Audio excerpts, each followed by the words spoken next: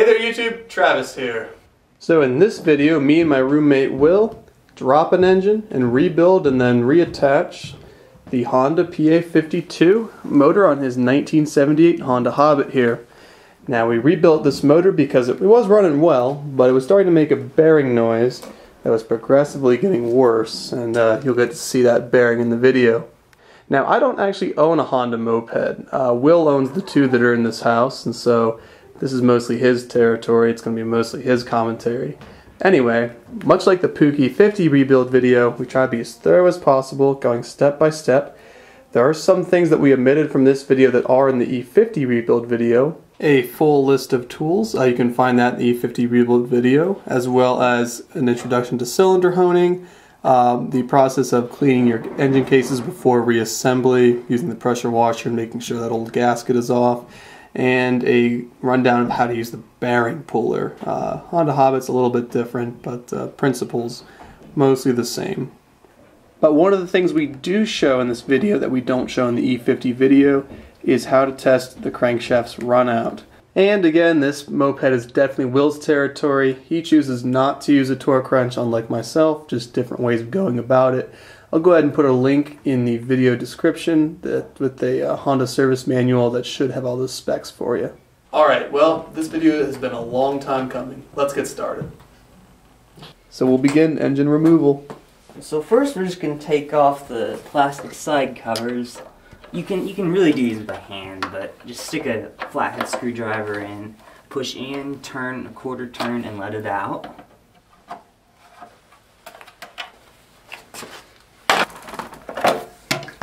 Now probably the next thing we should do is take off these plastic floorboards. Normally on this side, this is kind of how it's normally set up. You'll have two bolts here. This one's kind of the plastic broke off there, but you'll have two bolts and you'll take these out and just pull that thing out.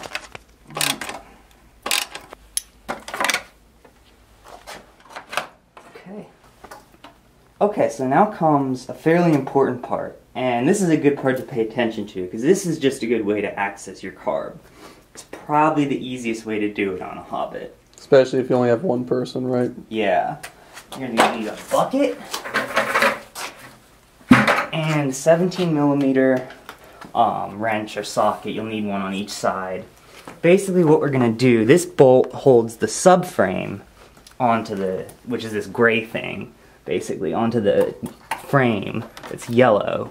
And once we take this bolt out, we can lift the frame away from the subframe. It gives us a lot more room to work under there. Just a couple things. You'll want to pull off the spark plug boot. And also the fuel line. You can pull it off the carb. That might prove to be harder. Oh, there we go. Okay, that just disconnects right there. Yep. Sweet. We'll also have to pull off the throttle cable, I think.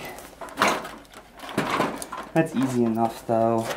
So we need to go over to this side of the carb and get all this wiring out of the way. You can barely see it through there, but there's a Phillips head screw where the throttle cable's going through. Let me see if I get her. Oh, there. Oops, you had it right there. Right here. Yep, got it. Will, it's not a Phillips head, it's a plus. I'm sorry. Yep. Gotta use my proper terminology. Your plus screwdriver. Just loosen that up. And then you can pull the throttle cable right out. Yeah, we also got to take off the decomp cable. But basically, this NARP is going to be under the aluminum piece sticking off the head. And then the end of the cable is going to be resting here. You just compress the spring, and then you can pull the NARP out and pull the end of the cable off of this little loop. Perfect. Alright, so one on each side. That's in there.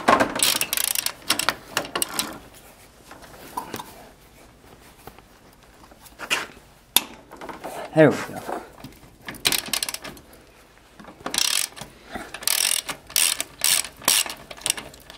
So this nut can just come off this side. You got to make sure you got your 2 washers.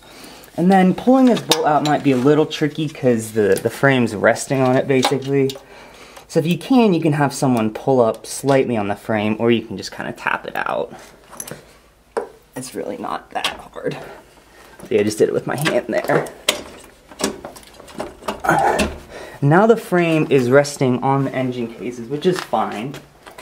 Just gotta be careful you don't bump it off the kickstand. Yeah, if you bump this like forward though or something, the frame will come forward, but the subframe will stay there and it'll just fall over and be a mess. What? You telling them not to knock over the frame? Oh. Okay, and now is the fun part. Get your bucket and you're gonna lift up on the handlebars. Alright, now, there we go. Now we're getting the clearance we need. You can just lift up.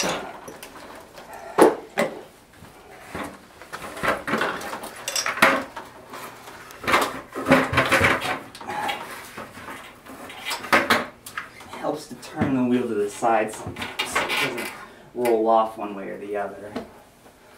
But there you go. It's also a great way to get to the carb, because now you can just pull off. The easiest way to pull off the carb is actually to pull off this intake too. There's 4 bolts. Normally these would actually be Phillips head, and if you still have those, they're going to be difficult to get off. You might need an impact screwdriver or something. And I suggest, if you do have those, replace them with something else. Like Allen bolts? Yeah, these are Allen bolts. Actually, the previous owner did this. Ooh. So I'm impressed. But the Allen bolts are just normal hex head bolts, whatever. But get rid of those Phillips head things. So now we're going to take off the carb. Alright.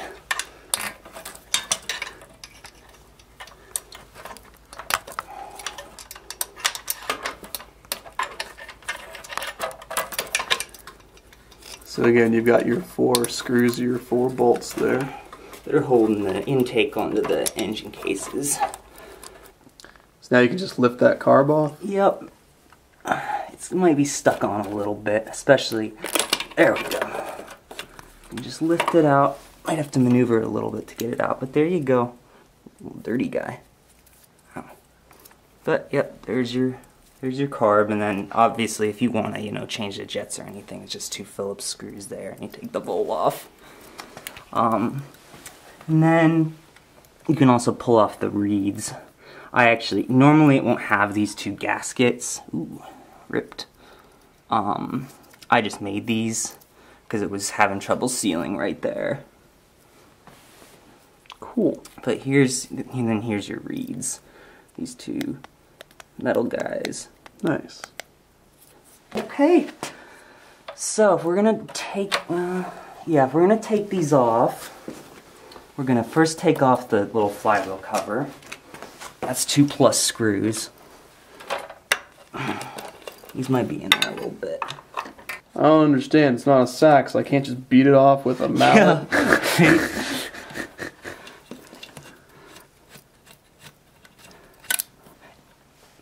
What's really nice about this actually has a little rubber gasket in there. Helps keep the water out. Oh, wow. There's the flywheel cover, and now we can get to all the bolts we'll need to take off this engine. Now normally what you might want to do at this step is take off the exhaust. So that's held on. There's this bolt here and one in the exact same place on the other side. Yeah. Yeah. But anyway, there's that. And then just the 2, you take off the nuts holding it on the cylinder. And then it just pulls right off. I'm going to actually leave it on the cylinder because I'm not doing anything to the top end. The top end, I had honed the cylinder and got some new rings maybe 500 miles ago. So I'll look at it, I'll pull it off, but it's not worth it to take the exhaust off. Yeah. But the neat thing is, since it's case inducted, you can see your crankcase right through there. So, we are going to take off the 2 bolts holding on the exhaust, but that's just so this whole thing can drop. You want to do the wiring first? Yes. Good idea. Okay, so coming out of the stator here, you got 4 wires. You got, if I remember my colors, yellow, green, red, black. Yellow goes to the lights, green's ground, black goes to the coil, the ignition coil, and red is for the kill switch and brake light. Somebody who had this before me did a little bit of a hack job here, but that's okay. This yellow splits into 2. This will still be yellow for you, or actually it'll be a 2 pin female connector that comes off this yellow wire. And pull these guys out. Honda did such a nice job with these connectors. They're kind of hard to pull off sometimes. Oh, there we go. Okay. So that's for the lights. This green just fell out. This brown is for the tail light, just so you know where this goes back. This yellow is for the headlight, so these go back into these. The green, sorry, I gotta get this big stupid rubber thing off it. The green goes into here, goes into one of the terminals here. The red goes into a red. Oh, come on. Wow, it's really on there. All nice and corroded, probably. Okay, black goes to black. Got that off. It's actually black with a little white stripe right there that's yellowed over time. There we go. All right. Awesome.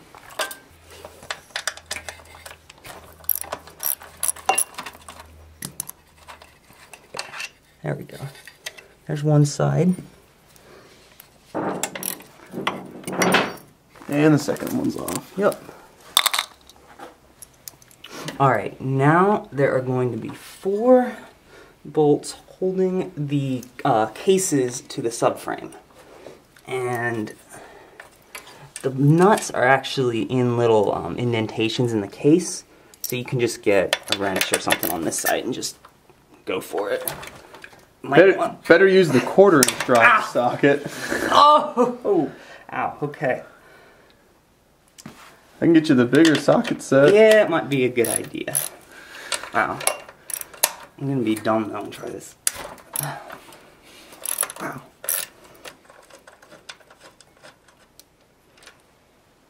Okay, one side's off. See, it's starting to come loose. Now we do the other side. Yep. The other thing is the belt is gonna hold it on a little bit. The easiest thing to do is pinch the belt together here, close up, open the cheeks up of the rear variator, and the belt will hold it open. That way you have a little slack when you go to take the cases out. You don't recommend just taking the belt off right now, or? Oh, we could do that. No. Yeah, there we go.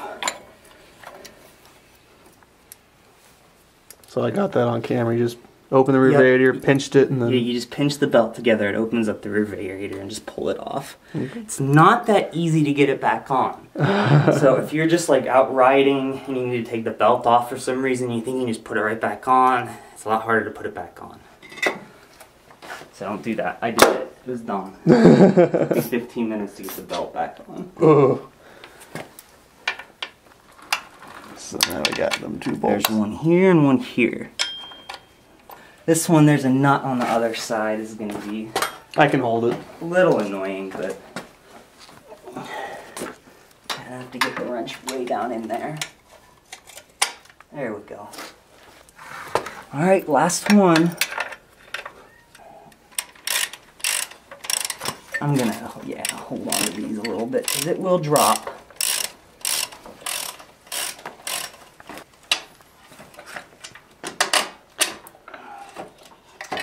Okay.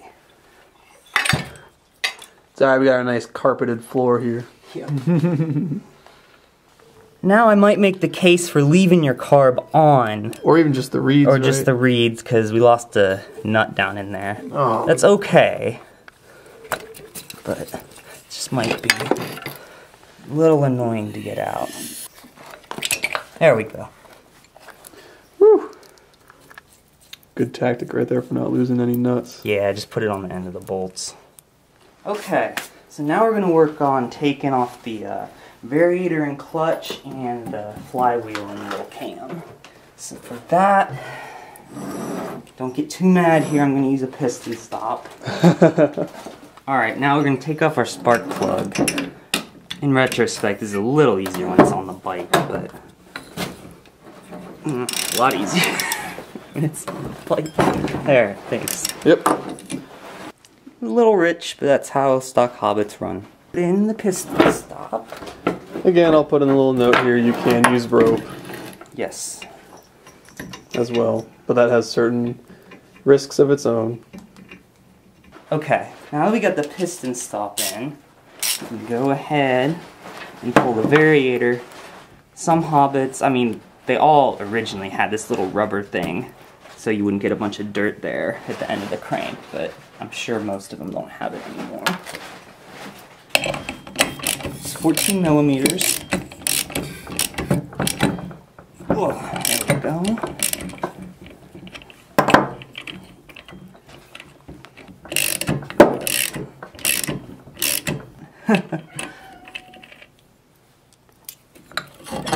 Watch out, there's also a little washer in there. And what might come out is there's a little, what do you call it? It's a little barrel in here that sits between, it's round, it sits between the crank and the variator, and it's got a bearing on the outside of it. Mm-hmm. Yep, there's your variator, and also the starter clutch springs on the other side. And here's the clutches. Now, a lot of people are tempted to use a jaw puller on this. Don't. It will warp this disc. Don't do it. Every time, it will warp the disc. You can just search on Treats or 77 for Hobbit clutch puller. Where'd that thing go? Ah, thank you. This one's a lot deeper. Someone else makes another one that's shallow and just barely threads on there. I don't like that. I want it to really grab. So, back off this guy, and then put this over the crank, and it'll thread onto the clutch bell there. Okay, and then you start to tighten down on this.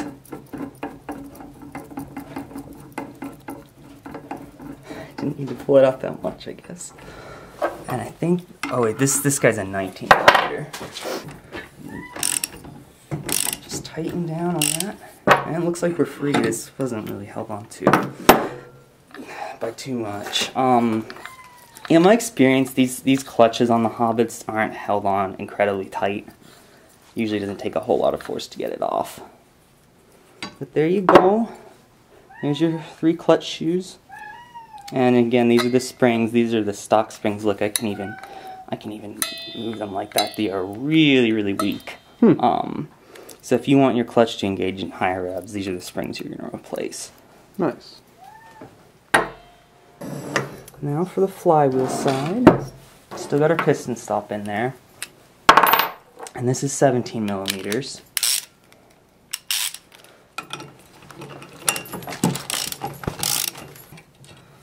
Okay, this guy will actually come right off. Well, that's what I say. Yeah, there it goes. It's not like a Pook or Sax or anything. Whoa. Huh. I've actually never seen that before. One of my other Hobbit didn't have these drillings in it. I'm intrigued.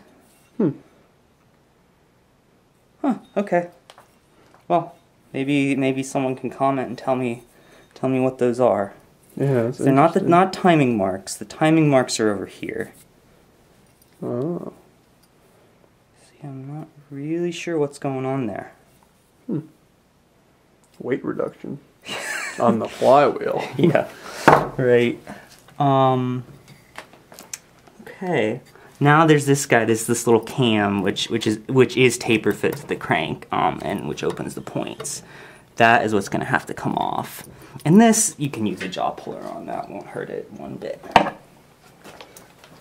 But something I do like to do, if I'm using a puller on the crank, is just thread the nut onto it so it doesn't mushroom the threads too much.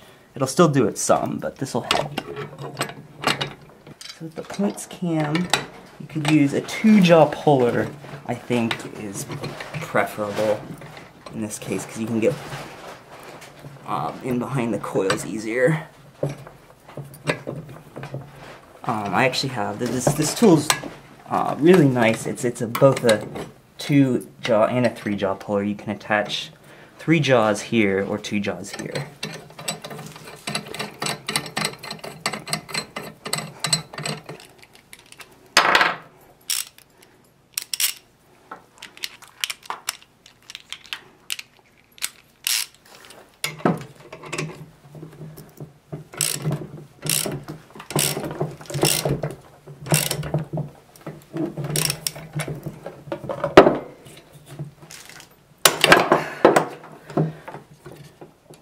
It'll sound like you broke it, but you didn't.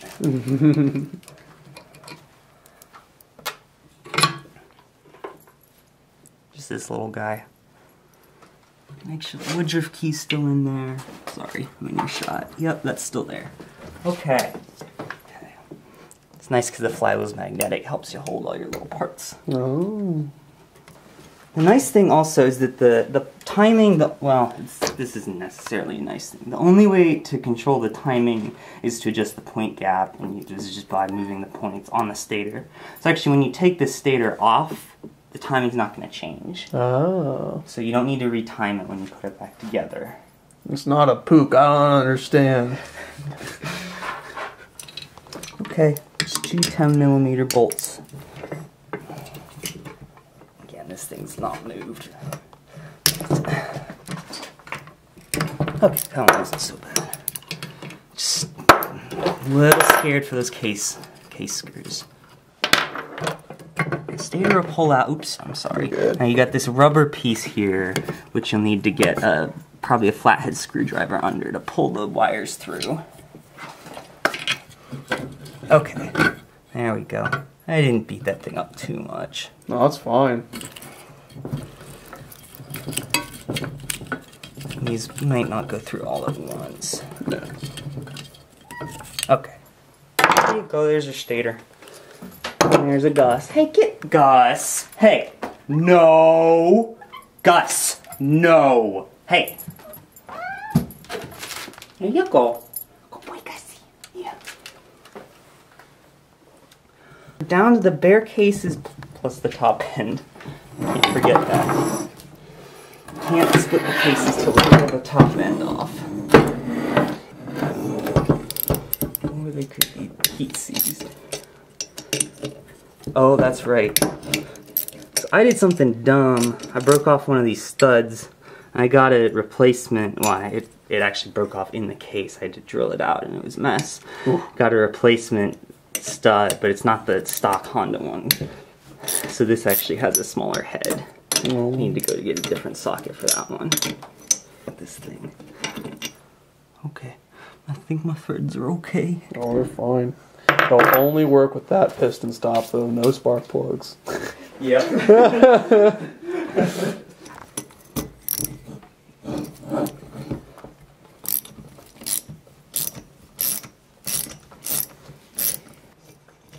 Alright, you should just be able to pull off the head. There come the bolts with it. Yeah. Here's your nice head gasket. Yeah. Kinda got some carbon in there, and then here's the deconk. You can see that move. Oh. Fun. This has got a little passage here. Goes through the head, and then to the exhaust. That's where the deconk leads to. Nice. And then the cylinder also should, pull off, but it's going to be stuck a little bit. For that base gasket? Yeah. Oh, no, there it goes. And just, don't just rip it off. Be reasonably careful so you can kind of push the piston through.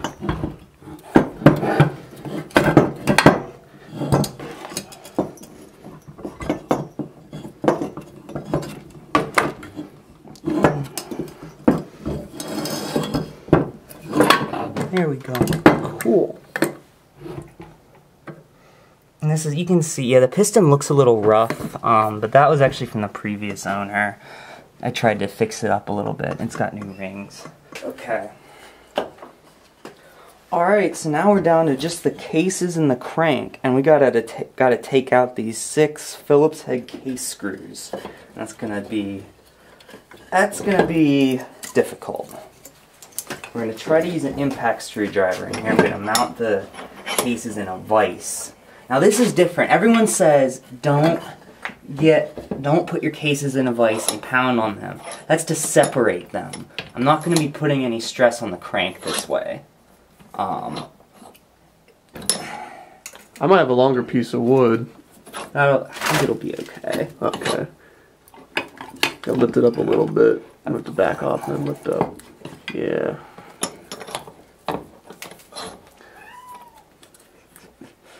So wood's really good for a vise because you can kind of crank down on it and the wood will give long before you mess up the metal. Yep, won't gouge your crank.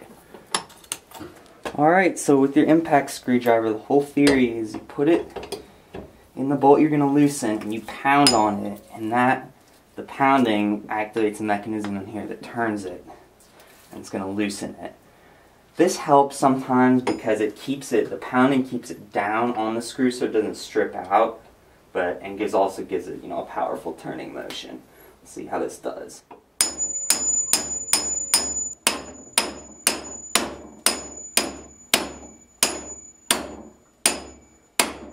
So plan B. We're going to drill into these. These are actually kind of easy to drill into since it's the Phillips head. And then just use a screw extractor. Hopefully it'll do the job. So that's a 9/32 drill bit, or a 9? 9/64. 9/64. American sizes. Yep.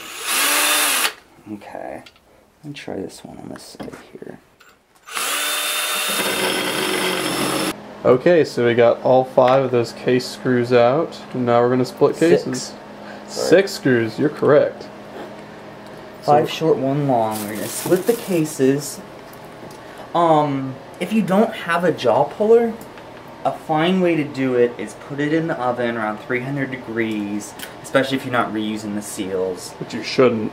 Yeah, really should. And they should pull apart fairly easily. But I have a jaw puller, and this is easier. I'm going to put the nut on the crank so I don't destroy the threads more than they already are. These are pretty bad.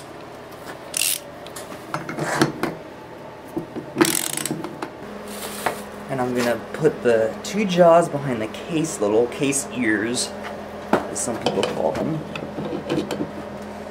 And just thread that down on the crank.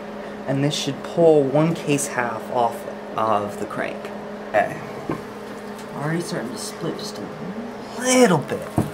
I don't know if you can see it or not.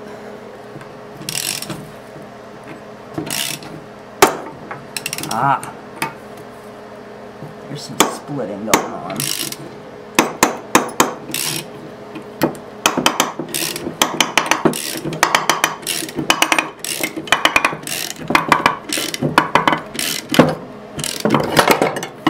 Okay. Obviously, I have to get this nut back off. It's too bad. I like for the bearings to come off in the case halves because then they're easier to get off, because now we're going to have to pull this bearing off the crank. That's going to be hard to get the puller behind. Yeah, that one's not fun. Not so much fun. That's okay, though. You can do it.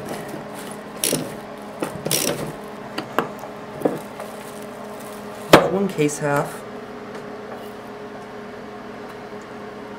Maybe this gasket won't even be too hard to get off. No, it's going to be bad. To get the seal out, especially if you're not going to reuse them, which you shouldn't, just push it out. You can get a socket that fits into it reasonably well, like here, this 14mm. Sometimes you can push. Other times you might need to get a rubber mallet on it. Back in. Yeah. Now that will damage the seal a little bit. Actually, it still looks reasonably okay, but don't just replace your seals.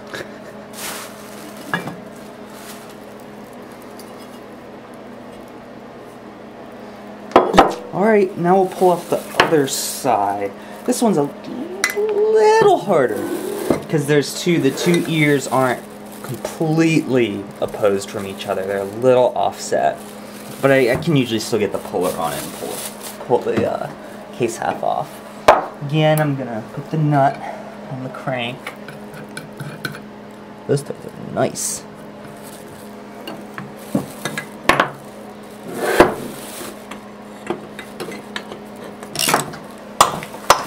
There we go.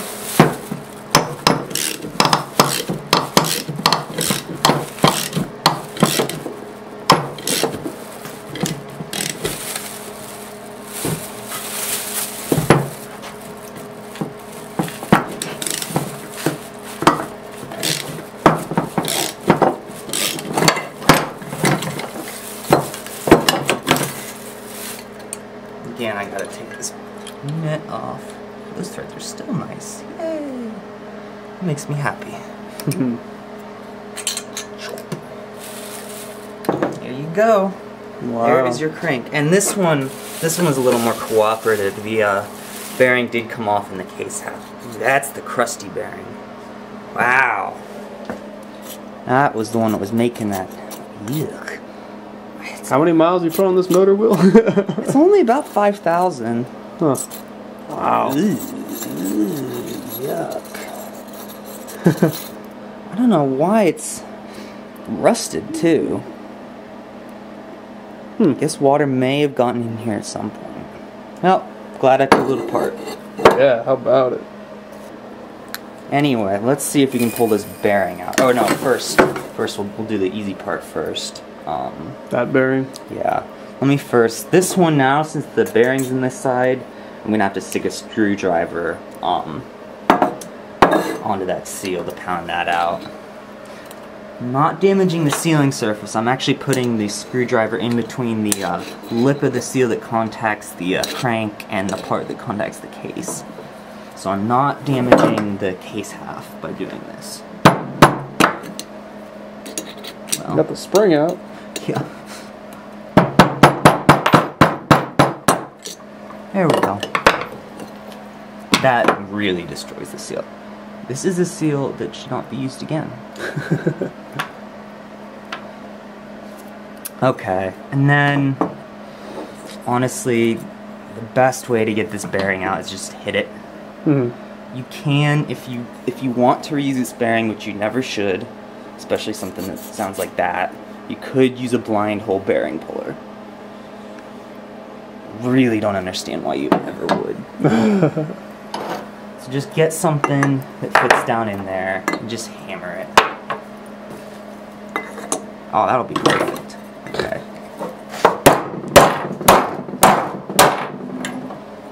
Wow. If it's ever really difficult, just put it in the oven. It'll fall right out. I'm impatient though. I can see why you prefer to have them in the cases. That's awesome. Yep, that's easy. Now, this is the not fun one that we're gonna have to mess around with. See if I can get the puller behind it. This is gonna be tough. That's right up against it. No. Okay. So we're testing our run out here. Yeah, and really the right way to do this, the real right way to do this, is to have both bearings on the crank to support each bearing by a V-block, and then turn the crank over. This is gonna work though. Especially because I don't care about this bearing. I don't feel bad clamping a vise on it. So yeah, and then see this holds the crank while you rotate it. And you can even see, this is why I just am not feeling this crank so much. You can see it wobble as I turn it. You can even see it on the camera, I bet. That's just not... It's not good news. Oops, I actually moved it there. Well, better clamp down on the bearing harder. Just the fact that it's that flywheel side bearing that failed is characteristic of the crank wobble. That's what happened on the other Hobbit, but that actually blew up. because I was running so much power. Yeah.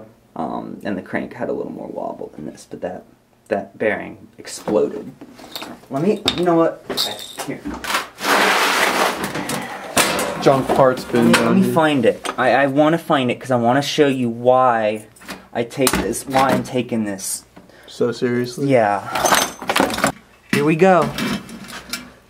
See, look, part of the retainer that holds the balls in it. Yeah. Just popped out. Blew up. Yeah, it actually blew in a bunch of tiny little pieces. And got everywhere. So you don't want that to happen. Oh my goodness. Was it still running when you took it apart? Yes, it was. I didn't really, I don't know, I didn't have much of a choice. I was kind of far from home. It's like I don't have time to walk it back. So I just rode it, and it sounded horrible. Oh. But so as you rotate that crank, you're trying to make sure it stays within tolerance. Yeah, I'm just adjusting the indicator a little bit.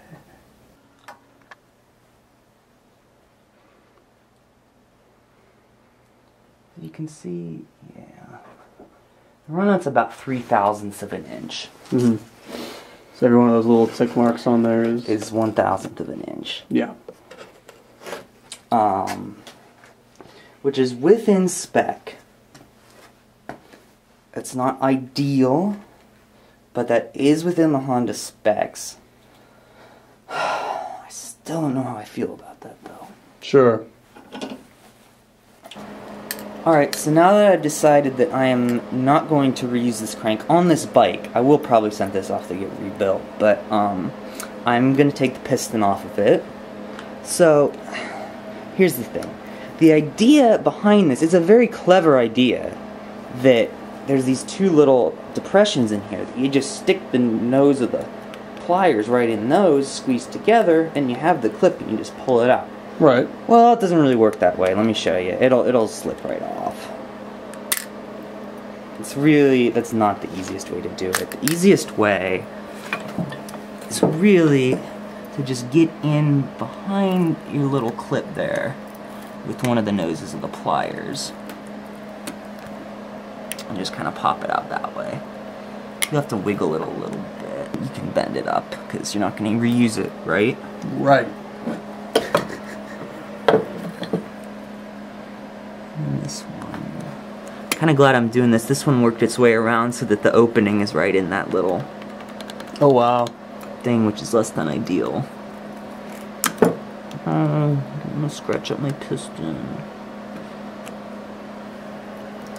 Then you're gonna poke the wrist pin out.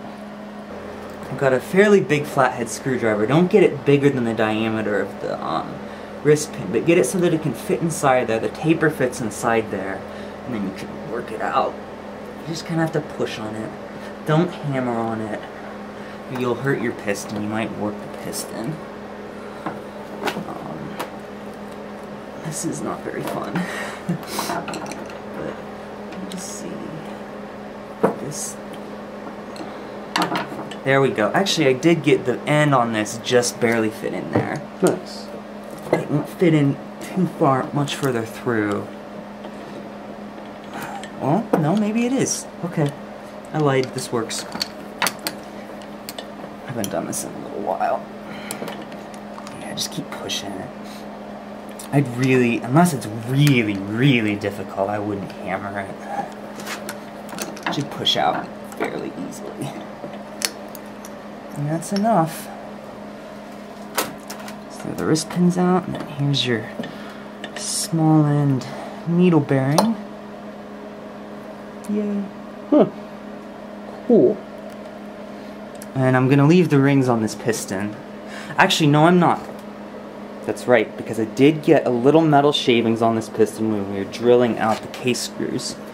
So you're gonna wash it? Yeah. So, I think this is also in the Pook video, but we'll just show you here how to remove piston rings. You take the two open ends here and just gently pull it apart. Pull it apart just enough so that you can work it over the crown of the piston. And also the Hobbit rings, it does matter the order. This is the top ring. Keep them in the right order. I think these actually are OEM rings, so it might say somewhere on it. It'll say either 1N or 1T for the top ring, and then 2N or 2T for the bottom one. Maybe it's worn off. And with the bottom, just pull the ends apart and just work it slowly over the crown of the piston. This is also a lot easier to do with used rings than new rings. New rings are a little less willing to stretch. And that's your piston. You can just pull this out the rest of the way, or not. Get some pliers. These are these things, I've never nicked these with pliers before.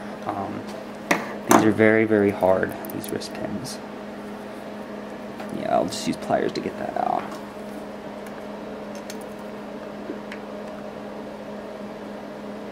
Someone's probably gonna chime in and say you should never do that ever.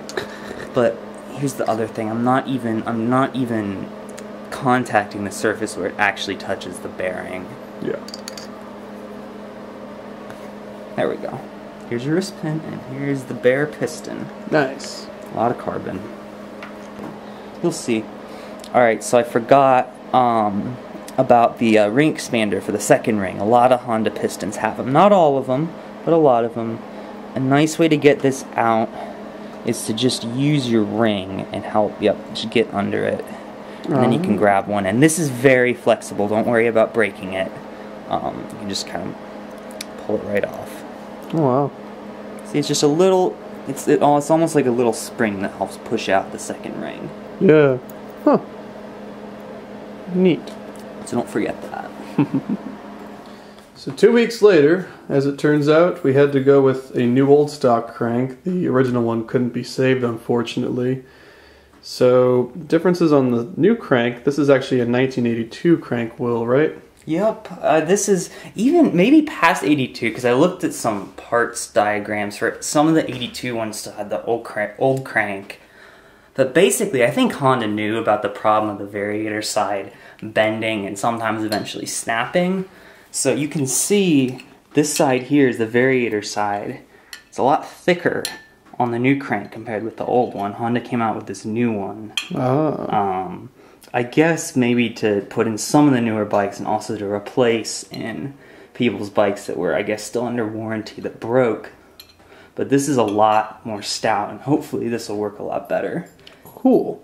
And it takes a bigger seal on this side, which it came with. Oh, that's handy. Which is nice, yeah. I got them cooking at, what, 500 degrees? Yeah. I got it at like 300 right now. I usually try 300 first and see if that would work. But the idea is you just kind of drop it on and it should go on there easily enough. Yep, there it goes. Nice. That's what heat'll do for you. Yeah, Let's try the other one. And actually, now that this is still hot, you gotta be careful it doesn't slip off again and you'll have to heat it up again. So I'm gonna try to hold it on there while I put on the other bearing on the other side. You can put the crank in the freezer too, but the heat's really what does it. There we go. Solid. So nice. And if it doesn't go on too easily, I would first try maybe going up to around 350. But if it's still not quite going on, if it's almost on there, what you can do is what I found. This is a Magura throttle grip. Slide it down over the crank, it sits on the bearing, and you can just tap it with a rubber mallet. Just tap it really lightly. You're not going to need to hammer anything. Just tap it once or twice and it'll go on. If it doesn't, something else is wrong. Don't hammer it, you'll bend the crank. But there we go. Solid. Okay. So you got the oven up on 350 here. And we're going to do the cases and the crank now? Yep. Bearings are on the crank, and now we're going to put the cases on each side. I'm going to go one at a time here. Let's see which one. Yeah, this is the flywheel side, and this has these two big kind of pins in it. which helps set the gasket and orient the other half on it. Yes. So I'm going to do this side first. Let's see, on the flywheel side, oops, it's got the little depression for the key. Yeah, the Woodruff key. Make sure you got the connecting rod heading out this way. And that's pretty much it. We're just going to drop it on in. There we go. There's one half. Now the mistake except I got the connecting rod in the wrong spot. Oh. Okay, let me see if it's still warm enough for me to give this one more try. Not quite. That's the pity of it. You only really got one shot. All right. Yeah, let me put this back in. Okay. You had him in here for about 10 minutes, you think? Yeah. So this mistake we made on our very first rebuild was using the hammer. Yep. Which proved to be the downfall. Oh yeah. Bent my crank. Actually, the crank was already kind of bent, but it made it a lot worse. Ooh. Try number 2.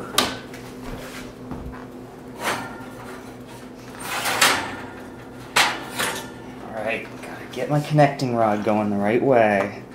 Maybe I don't burn my hand. Alright, that'll do it. Awesome. That's perfect. Now, what we're gonna do... Sorry, I keep doing that with the door. I should have closed it anyway. This actually works kind of nicely because I can put the shaft through the space in the burner. Oh yeah. And this is a fine surface to put something hot on. You don't need a vise. So got that going through there. I'm gonna put my gasket on there before I put the second half on. And actually, the gasket usually comes completely together. It was just a very small piece connecting it here, and I accidentally ripped it. Makes it a little harder, but it'll be okay. Usually the best way to do it is not cut the gasket before you put it on, because these two pieces help hold it on when you're putting the cases together. Just trim it once you have the cases already together. So these gaskets are never as accurate as they should be. Yeah, well, and the thing with this one is that there's this one piece here going across the where the reeds would be, and this one piece going across where the top end would go. So you have to cut those two pieces off. Alright. Just, align it decently well. Nice. And let's try the other half.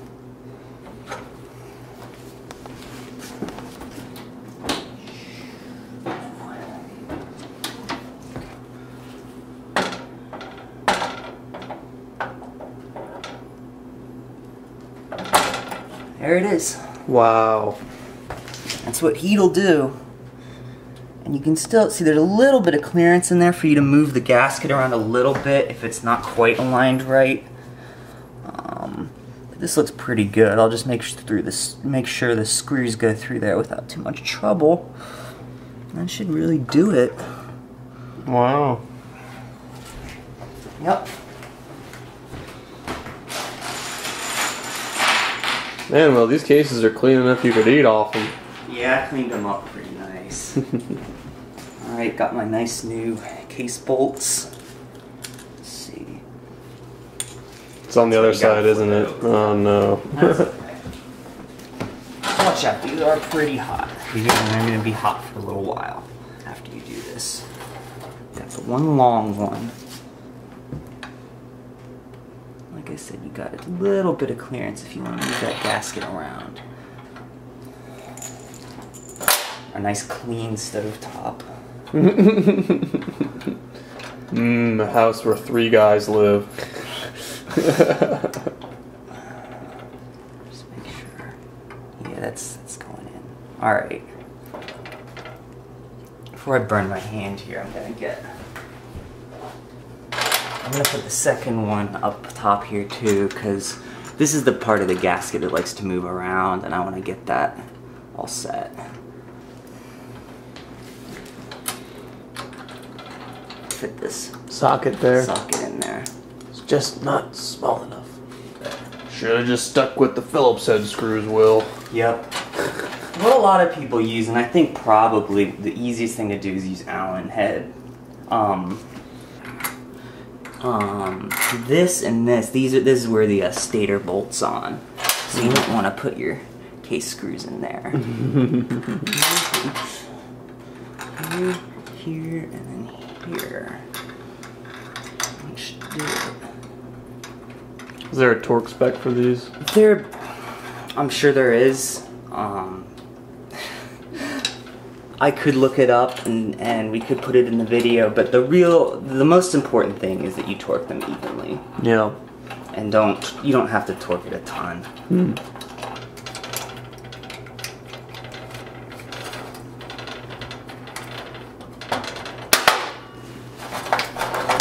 Alright, well the cases are together, they're not tightened down, but they're together, so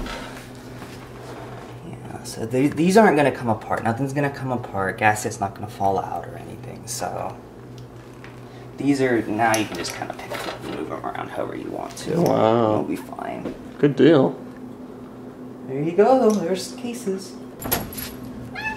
Ready to go finish the engine? Okay. Right. So we're going to cut off the gasket remnants now with a razor blade. Oops. Fall down in the case. Drop a piece in the case. There it is. You just want to get it nice and close to the surface of the cases so that your reeds don't have trouble sealing or your cylinder doesn't. I already ripped this off, but I'm going to try to trim it down more. Yeah, like that's perfect right there. That's what you want. It's not sticking above the surface at all.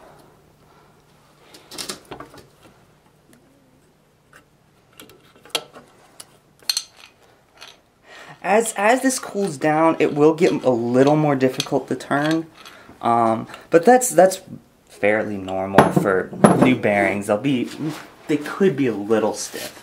If you have to really work hard to turn it, something's wrong. But if it's a little stiff, that's fine, because it'll get a little stiffer as it cools down. But this is doing great. I'm real happy with this. Alright, so now we're gonna pop some seals in. Yep, we got actually. I had two of these original size ones, but now I have one original size and one extra large inner diameter for the newer crank. upgraded crank, because it's bigger around here. So this is for the clutch variator side. Just make sure your spring's actually in there before you push the seal in. What a nightmare. Yeah. And you can push it in a little by hand. But then after that, it gets to be where you want to get a nice.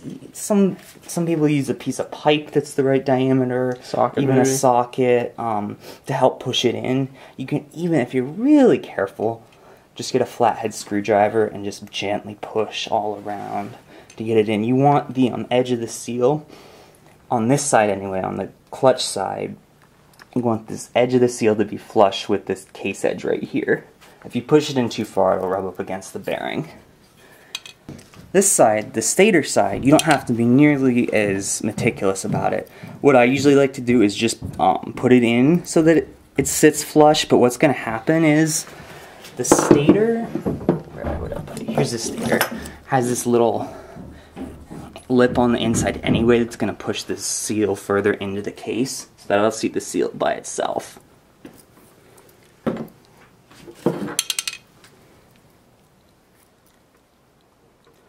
Gently kind of work it in. Alright, so we're putting the stator side on now? Yep, I'm gonna put the top end on before I put the flywheel or the clutch on. But I am gonna put the stator on here. Just trying to get this rubber stopper to fit in. It's the hardest part.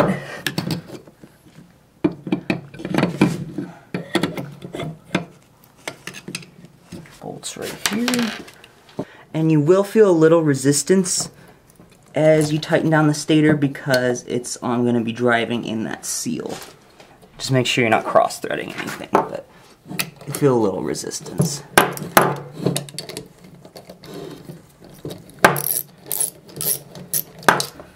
Try to do it fairly evenly so the seal gets pushed in evenly.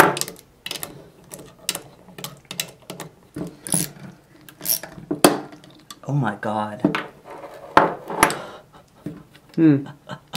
No, no, no, no, no, no, no, no, no. Oh, you gotta be kidding me. Wow. That's unusual. You just broke the stator plate? Yep. Oh my gosh. Well, I've never heard of this happening before, and people do this to drive in the seal all the time. But maybe this should be a warning against it, because I cracked my stator plate. And I was not torquing anything down too hard or anything. Could have just been a casting flaw maybe that eventually decided to show itself now, but I guess I broke my stator plate. Moped parts. That's okay though, because I just happen to have another Hobbit that I just got a CDI stator for, so I have another point stator lying around. So this is not going to get in our way. Well, got the backup stator in. That's hilarious. Instead of using the stator to drive in the seal, I put the seal most of the way in myself. Like I said, I've never heard of that happening. People have a fine time using the stator to drive in the seal.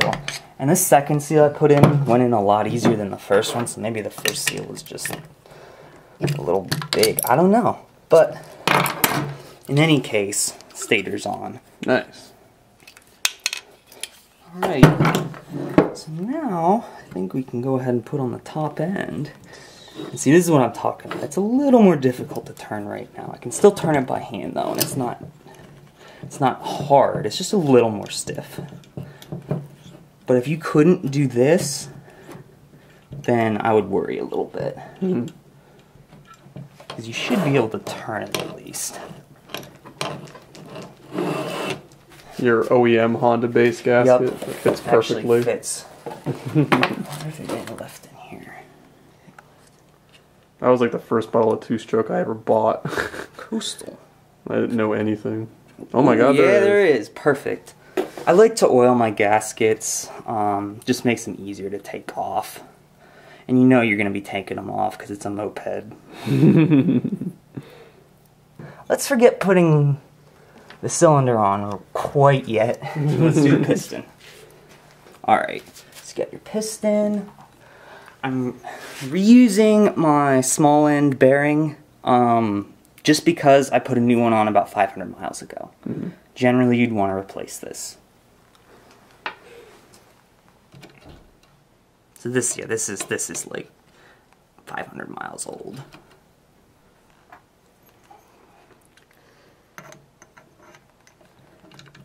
I'm gonna oil this a little bit, and that should help.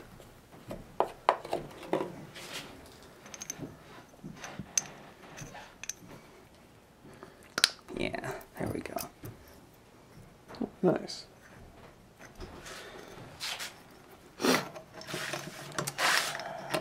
Okay.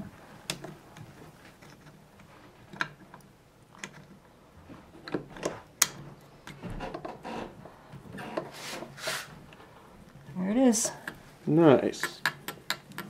You got your new clip thingies? Yep, and before I forget, I'm gonna put on my new clips. Beat on it.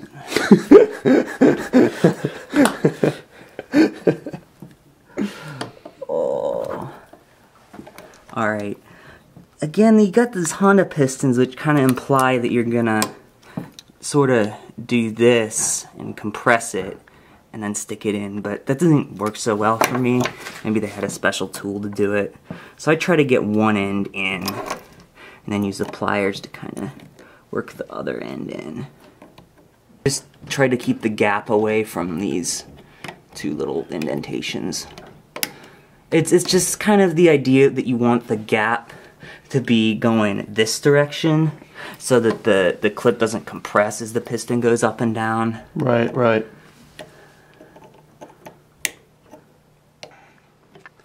That should be okay. Yeah, that'll be okay.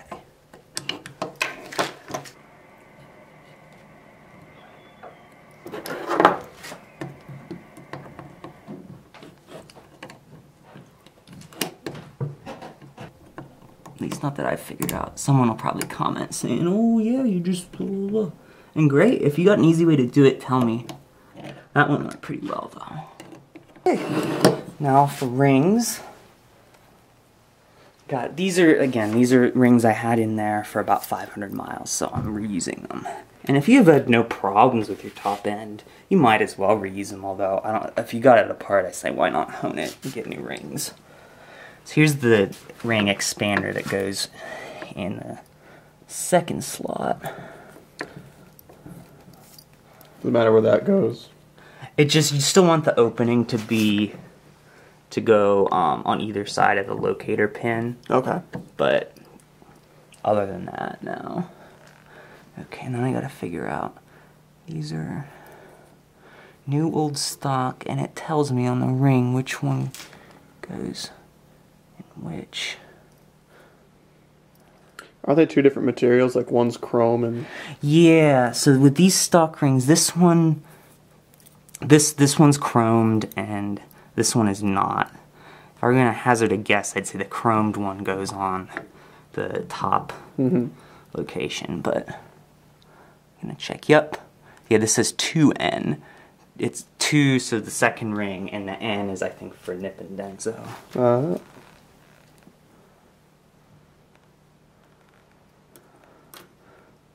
so yeah, this is 2.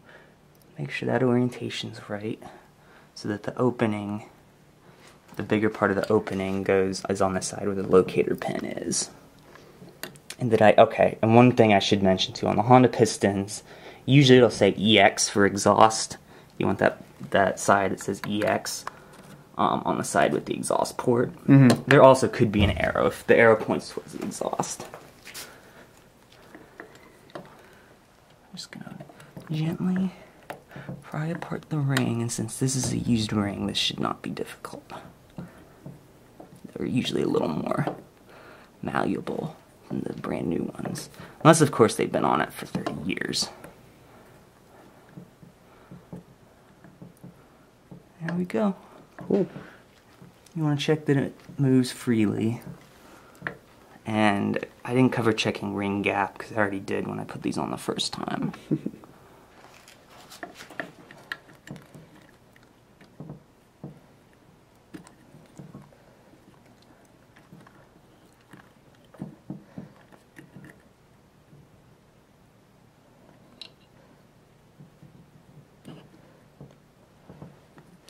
Okay.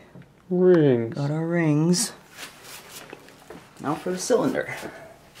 With exhaust still attached. Which is going to make it a lot more fun. The old tube of toothpaste, you can always get one last teeth brushing out of it. And then do the same thing the next day.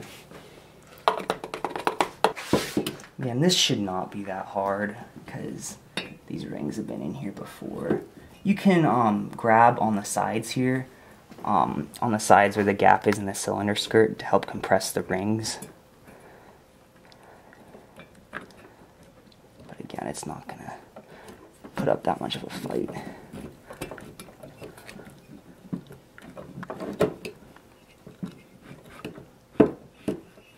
Oh, neat.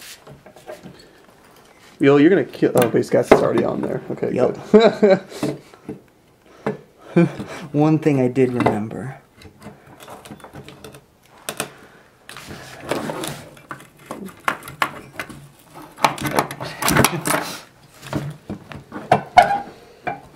Go. Nice. There's a cylinder. It's looking more and more like an engine.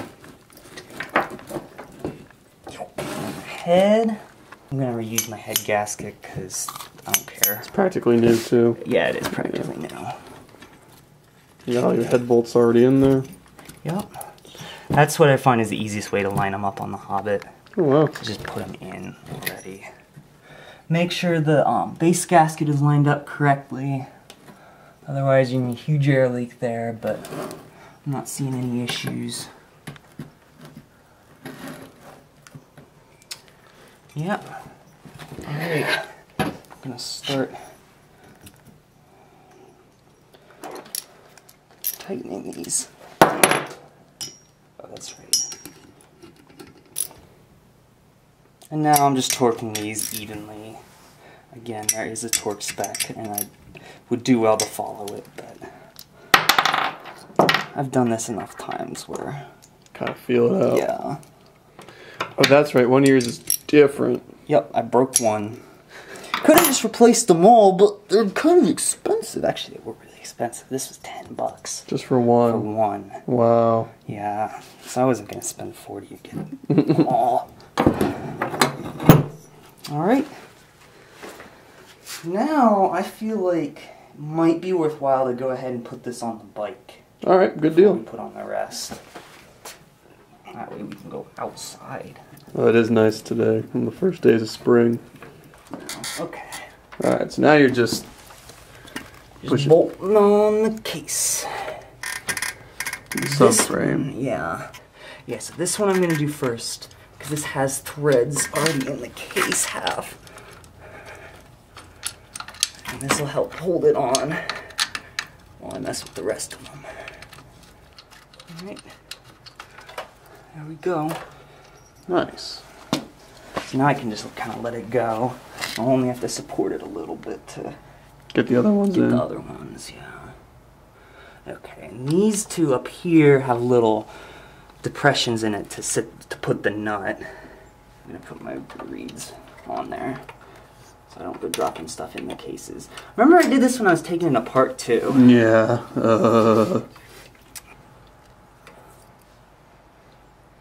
Ooh, yeah, there we go. Lift up on it a little bit.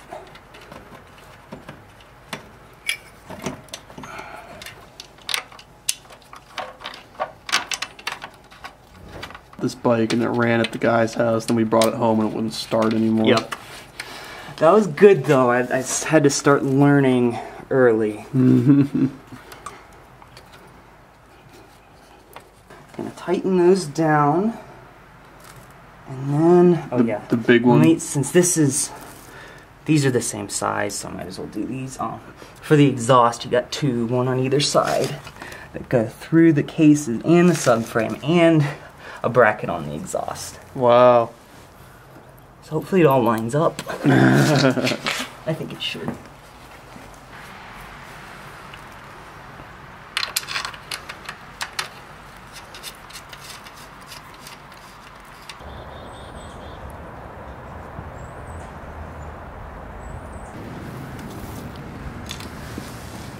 Alright, so you got your gasket for your reeds there you just made.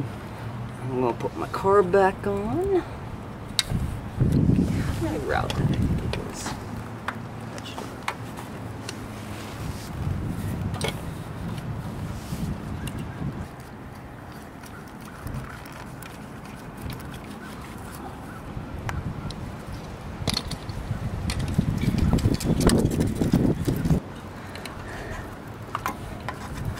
Okay, I'm gonna hook up the electricals.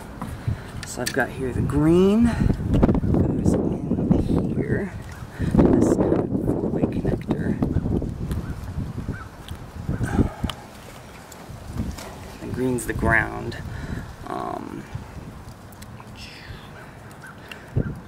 Or the earth for all of our people overseas watching. Red goes to red, and then on a normal Hobbit this would be yellow. This would be yellow, and there'd be a two-way connector coming off of it. And that's for the lights. So you got one for the tail light, one for your headlight up here.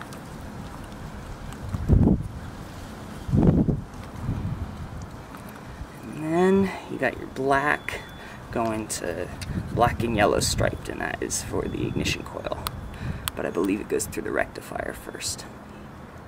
Yep, and there you go. All hooked up. Ready? Yep.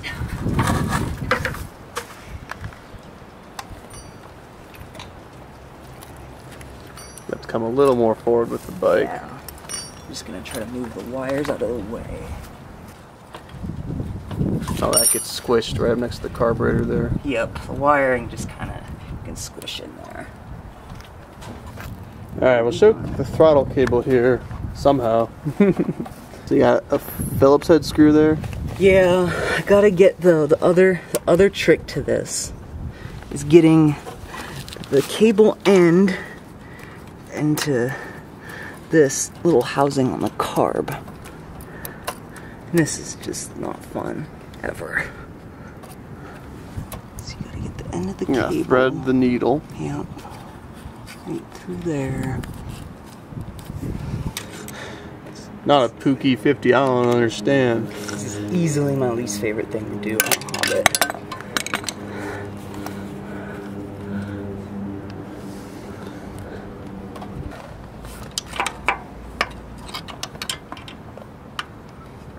I could get some more tension on this cable, I think.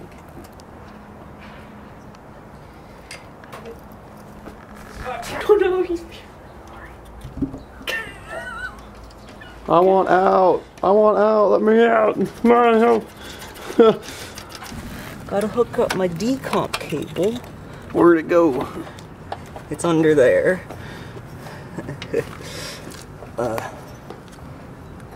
I don't actually use it, but I'll do it for the viewers.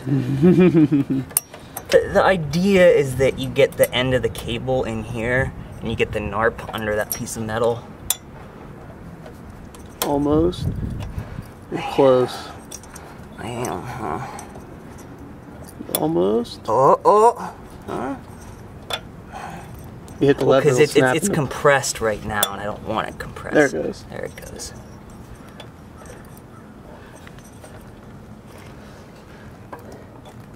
Yeah, it kind of works.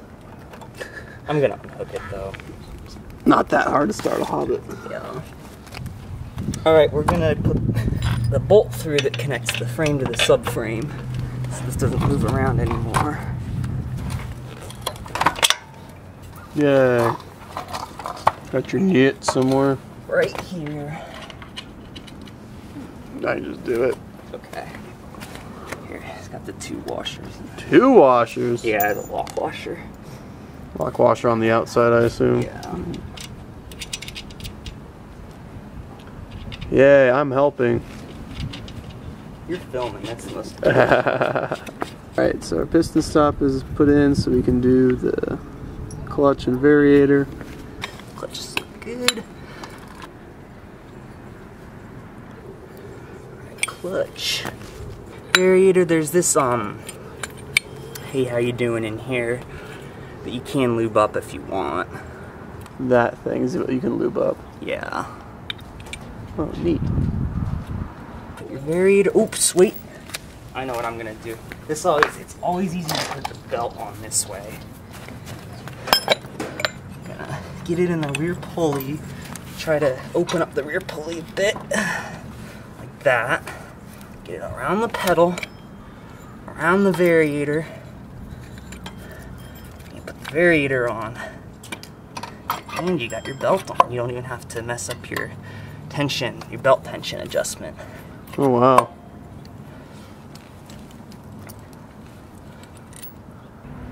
And 14mm socket. A lot easier to put it on than it is to take it off, huh? Oh yeah.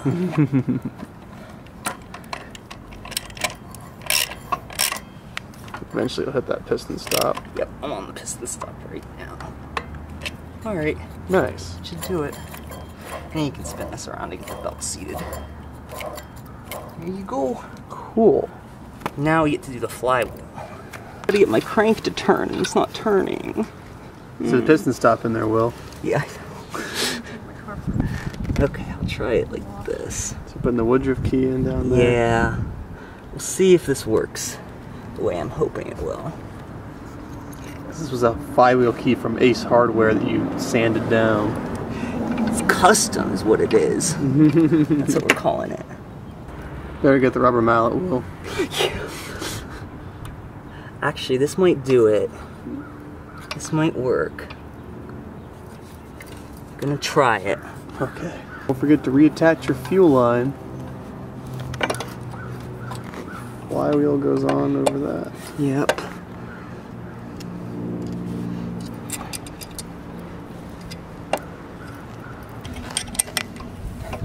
It's a 17mm nut on your flywheel.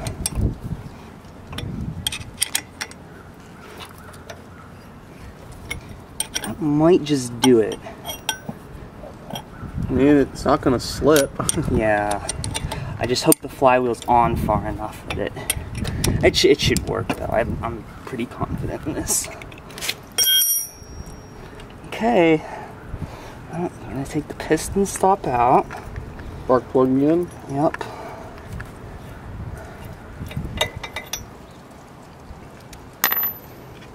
Spark plug. Used, of course.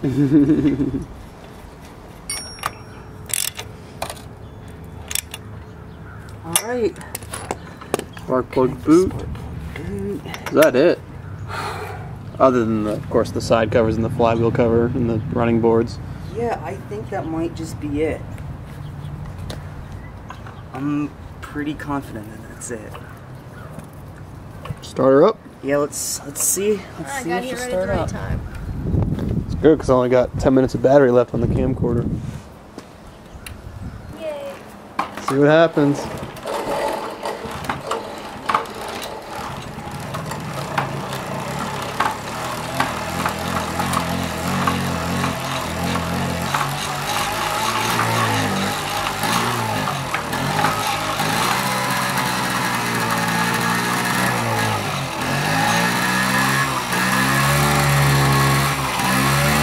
I'm not used to such a quiet moped.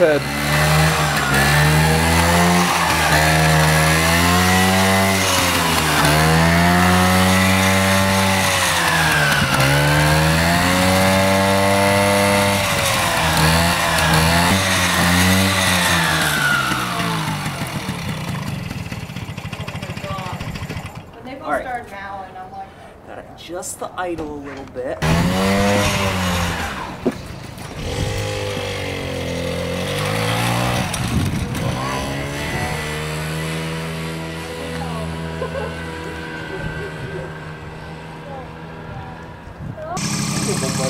Okay there, YouTube. Well, till next time.